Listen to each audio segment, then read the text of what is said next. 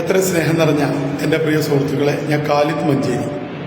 ഞാനിപ്പോൾ ഒരു വീഡിയോ അങ്ങനെ ചെയ്യുന്നത്, നമ്മളെല്ലാവരും ഒരു പ്രായം കഴിഞ്ഞാൽ ഓരോരോ വിട്ടുവീഴ്ചകൾ ചെയ്ത് സൗമ്യമായി ഓരോ വയസ്സുകളും നമ്മൾ കൂടുമ്പോൾ നമ്മുടെ ജീവിതത്തിൽ പുതിയ പുതിയ അനുഭവങ്ങൾ വന്ന് നമ്മൾ പലതും പഠിച്ച് ഒക്കെ കഷ്ടപ്പാടുകളൊക്കെ മാറി വിശ്രമിക്കുന്ന കുറേ സമയങ്ങളുണ്ട്. ഓരോ മനുഷ്യനും അതിൻ്റെ ചെറുപ്പത്തിൽ മുതൽ നമ്മൾ കഷ്ടപ്പെട്ടും പ്രയാസം അനുഭവിച്ചൊക്കെ ജീവിച്ചെങ്കിൽ ഓരോ വയസ്സ് കൂടുന്നിടത്തോളം നമുക്ക് ഓരോ അനുഭവങ്ങൾ വന്ന് പലതും നാട്ടിൽ കണ്ട് ഒക്കെ അനുഭവിച്ച് നമ്മളെ ജീവിതത്തിൽ അതൊക്കെ പറകത്തി മുന്നോട്ട് പോകുന്ന ഒരവസ്ഥ ഉണ്ട്.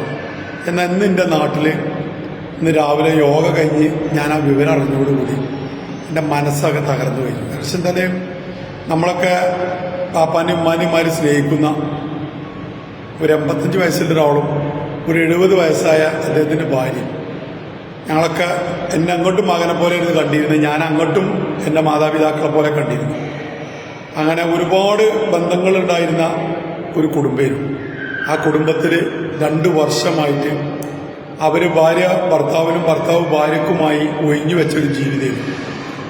അദ്ദേഹം പോലെ ആ പ്രയാസങ്ങളൊക്കെ ഉണ്ടെങ്കിലും അവനക്ക് അത്യാവശ്യം ജീവിക്കാനുള്ള വത്തും സ്വത്തും മുതലും എല്ലാം ഉണ്ട്, എല്ലാവിധ സുഖങ്ങളും ഉണ്ട്. പക്ഷേ അവസാനം 2 പേരും ജീവൻ എടുക്കാൻ വേണ്ടി തീരുമാനിച്ച് ഒരാളെ ജീവൻ പോയി, അത് മരണപ്പെട്ടു. അദ്ദേഹത്തെ മറ്റാൾക്ക് 40% പൊള്ളലേറ്റു. അദ്ദേഹം ഒരു ഹോസ്പിറ്റൽ ICU ആണ്. എന്താണ് ഇവർക്ക് തോന്നിയത്, എന്താണ് സംഭവിച്ചതെന്നും നമുക്കറിയില്ല. പക്ഷേ അതിൽ നമ്മൾ മാതാവിനെ പോലെ ഇഷ്ടപ്പെട്ടിരുന്ന സ്നേഹിച്ചിരുന്ന ആ ചേച്ചി മരണപ്പെട്ടു. അത് കണ്ണിൽ കണ്ടു. അതിൽ നിന്ന് തന്നെ ഒരു മകനെ പോലെ എന്നെ സ്നേഹിച്ചതിന് ഒരു മകൻ ചെയ്യേണ്ട കടമകളെല്ലാം അതിൻ്റെ ഒപ്പം നിന്ന് ചെയ്യാനും എനിക്ക് കഴിഞ്ഞു. അതിന് ഞാൻ നേരം ഈ സമയം വരെ ഇപ്പോൾ ഈ വോയിസ് ഇടുന്ന ഈ 5:40 വരെ ആ കുടുംബത്തിനൊപ്പം അവരെ വേദനയിലും അവരുടെ കൂട്ടത്തിലും പങ്കെടുക്കാൻ എനിക്ക് കഴിഞ്ഞു. വളരെയധികം സങ്കടമുണ്ട്. കാരണം ഒരു സാമ്പത്തിക ബാധ്യതകളോ ബുദ്ധിമുട്ടുകളോ പ്രയാസങ്ങളോ ഒന്നും ഉണ്ടായിട്ടല്ല അവർ ചെയ്യണത്. 2 പേർക്കും ശാരീരികമായിട്ടുള്ള അനുഭവങ്ങൾ വെച്ചിട്ട് ഭാര്യ ഭർത്താവിനും ഭർത്താവ് ഭാര്യക്കും ഒരു ഭാരമാകരുത് നയിക്കാൻ അവർ കരുതിയിട്ടുണ്ടാകുക. അങ്ങനത്തെ മക്കളും മരുമക്കളൊക്കെ ഉണ്ട്. അവരൊന്നും നോക്കാത്ത കോട മറ്റൊന്നുമല്ല, നമുക്കറിയാം. എന്തും സാധിച്ചു കൊടുക്കാൻ 2 പേർക്കും ആരോഗ്യമുള്ള കാലത്ത് 2 വർഷം വരെ സ്വന്തം അധ്വാനത്തിൽ കൂടെ ചെലവ് കഴിഞ്ഞ് മറ്റുള്ളവർക്ക് വേണ്ടി എല്ലാം ചെയ്തു കൊടുത്ത ഒരു ഭാര്യയും ഭർത്താവുമായിരുന്നു എൻ്റെ അയൽവാസികൾ.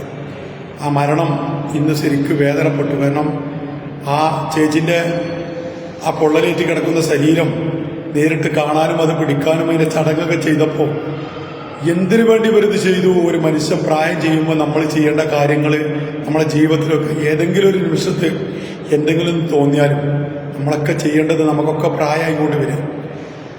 നമ്മളൊക്കെ മാതാപിതാക്കളും നമ്മളൊക്കെ കൂട്ടും കുടുംബമൊക്കെ നമ്മളൊക്കെ നിൽക്കുമ്പോൾ നമ്മളായിട്ട് ദൈവം തന്ന ജീവൻ നമ്മളായിട്ട് കളയരുത്. അത് ദൈവം തന്നെ തിരിച്ചെടുക്കണ വരെ ജീവിച്ച് കഴിയാനാണ് ഭൂമിയിലേക്ക് നമ്മൾ സൃഷ്ടിച്ചത്.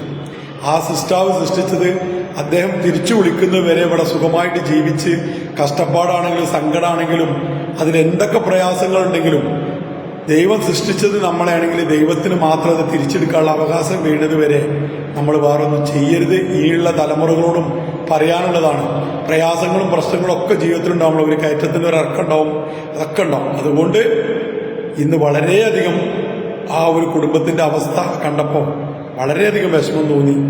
ഒരു മാതാവും പിതാവും നഷ്ടപ്പെട്ടതുപോലെയാണ്. പിതാവ് 40% പുള്ളി ആ മണ്ണെണ്ണൻ്റെ ഗന്ധം ഏറ്റുകൊണ്ട് കോഴിക്കോട് ICUലാണ്. അദ്ദേഹത്തിന് സുഖമായി വരട്ടെ എന്ന് ദൈവത്തിനോട് പ്രാർത്ഥിച്ചുകൊണ്ട് നിർത്തുന്നു. ജയ് ഹിന്ദ്.